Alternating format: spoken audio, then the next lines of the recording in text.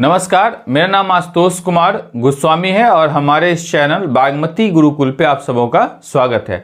आज के सेशन में हम लोग देखेंगे बिहार एसएससी जो है रिक्रूटमेंट जो लेकर के आया है, नई वैकेंसी जो लेकर के आया है, उनके बारे में सारा कुछ को समझेंगे। जैसे उनका क्या एलिजिबिलिटी क्राइटेरिया है, क्या इंपॉर्टेंट एग्जामिनेशंस के डेट है, उसके बाद क्या सिलेबस है, कितने पदों के लिए वैकेंसी आई है, और फिर जो आप फॉर्म को फिलअप करेंगे तो किन किन कागजात की जरूरत है, क्या क्या चीज आपको ध्यान रखना है। ठीक, तो एक एक करके इंपॉर्टेंट जितना भी चीज है नोटिफिकेशंस में उनको हम लोग समझते हैं। तो देखिए, सबसे पहली बात यह है कि जो कुल पद है वो 23,175 पद के लिए वैकेंसी आया है। ठीक, ये 12th लेवल का एग्जामिनेशन है। तो देखिए, ये जो वैकेंसी है कुछ दिन पहले भी आया था, उस समय 12,199 पोस्ट के लिए पहले आ चुका था। अब उसी में नया कुछ पद ऐड करके यानी 10,976 पद ऐड करके इन दोनों को जोड़ेंगे तो 23,175 पद होगा। इस टोटल 23,175 पद के लिए पुनः जो है वो वैकेंसी जो है वो जारी किया गया है, उसका नोटिफिकेशन दिया गया है और ऑनलाइन आवेदन आमंत्रित किए गए हैं। ठीक, तो देखिए, ऑनलाइन कोई भी आदमी फॉर्म फिल कर सकता है। इसके लिए जो योग्यता चाहिए वो महज 12वीं पास चाहिए। मतलब कोई भी कैंडिडेट किसी भी विषय से, किसी भी बोर्ड से जो डेट है फॉर्म भरने का वहां तक अगर वो 12th पास किए हैं तो वो फिर एलिजिबल हैं। अब देखिए, इसके बाद क्या रिजर्वेशंस पॉलिसी, वही जो स्टेट का रिजर्वेशंस पॉलिसी है वो इसमें लागू होगा।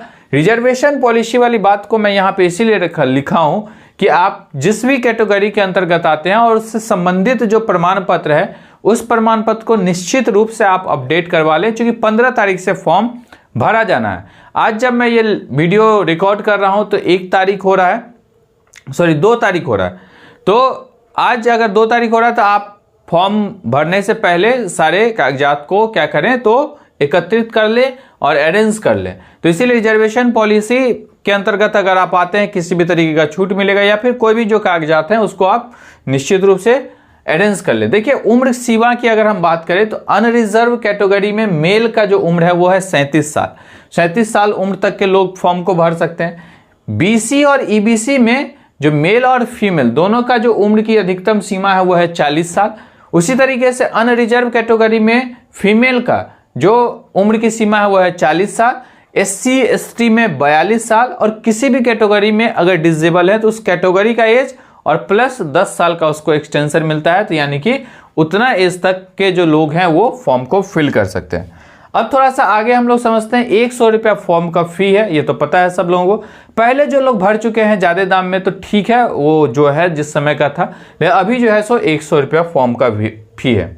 तो जो लोग नहीं भर पाए थे या अभी भरना है तो वो पुनः इसको फिलअप करेंगे। एग्जामिनेशंस की बात करें हम लोग तो एग्जाम का जो टाइप है वो पूर्णतः ऑब्जेक्टिव होगा। 2 एग्जामिनेशंस होगा, प्रीलिम्स और मेंस। ठीक है ना, क्योंकि ये नियम है कि 40,000 से ज्यादा अगर आवेदन आते हैं तो प्री और मेंस दोनों होगा, तो 40,000 से तो निश्चित रूप से ज्यादा आवेदन आएगा। अब क्या है कि हम लोग समझते हैं जनरल नॉलेज का पेपर होगा प्रीलिम्स का। प्रारंभिक परीक्षा में जनरल नॉलेज या सामान्य ज्ञान का परीक्षा होगा। इसमें आपको 3 सेक्शन है। क्या क्या? सामान्य अध्ययन, जनरल साइंस और मैथमेटिक्स यानी सामान्य विज्ञान और गणित, रीजनिंग यानी मानसिक क्षमता और तर्क परीक्षण। तो ये 3 सेक्शन है। ये तीनों सेक्शंस का जो मार्क्स का डिवीजन है वो कुछ इस प्रकार रहेगा। जनरल स्टडी से 50 क्वेश्चंस पूछे जाएंगे, एक क्वेश्चन 4 नंबर का यानी कुल 200 अंकों का। उसी तरीके से जनरल साइंस और मैथमेटिक्स से 50 क्वेश्चंस, एक क्वेश्चन 4 नंबर का यानी टोटल जो आएगा मार्क्स वो 200। रीजनिंग भी 50 नंबर का, एक क्वेश्चन का वेटेज 4 नंबर यानी कि ये जो होगा वो 200 अंकों का। टाइम इसके लिए मिलेगा 2 घंटा 15 मिनट आपको, और निगेटिव मार्किंग 1 मार्क्स होगा एक रॉन्ग क्वेश्चन पे। मतलब एक गलत आप बनाते हैं तो 1 नंबर कटेगा, यानी कि 25% जो है 0.25 इसका निगेटिव मार्किंग रहेगा। इंग्लिश और हिंदी दोनों माध्यम में प्रश्न पूछे जाएंगे।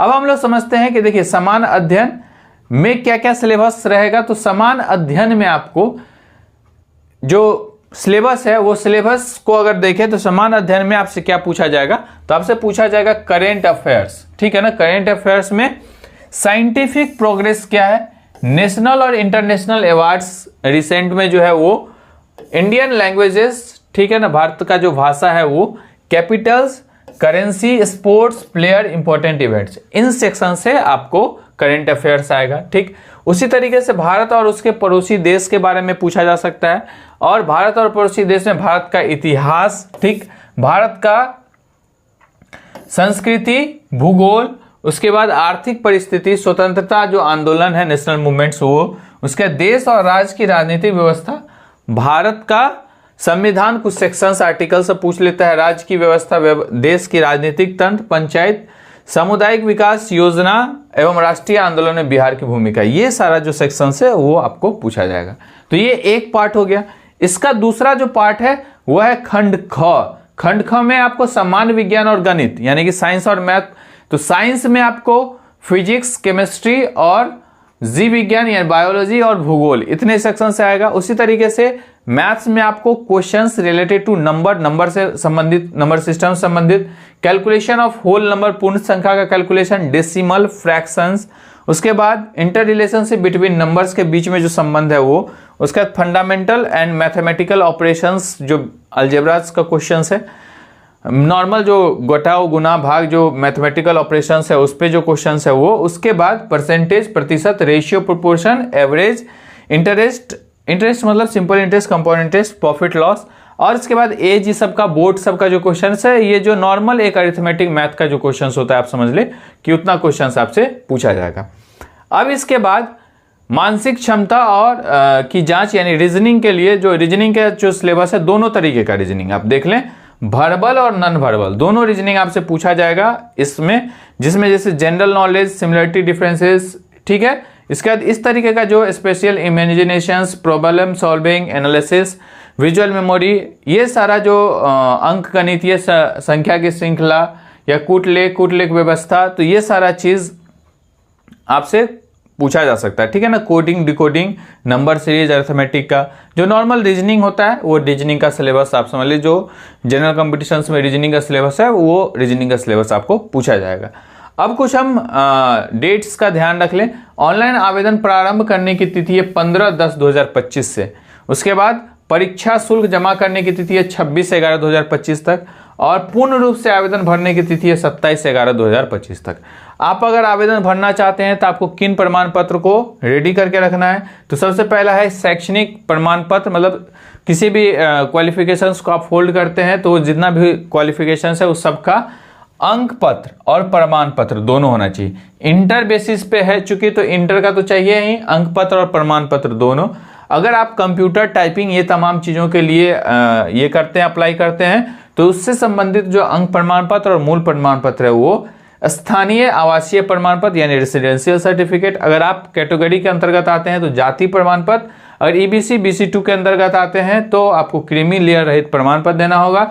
आर्थिक रूप से कमजोर का प्रमाण पत्र अगर ईडब्ल्यूएस कैटेगरी में आते हैं, उसका स्वयं का हालिया रंगीन फोटो।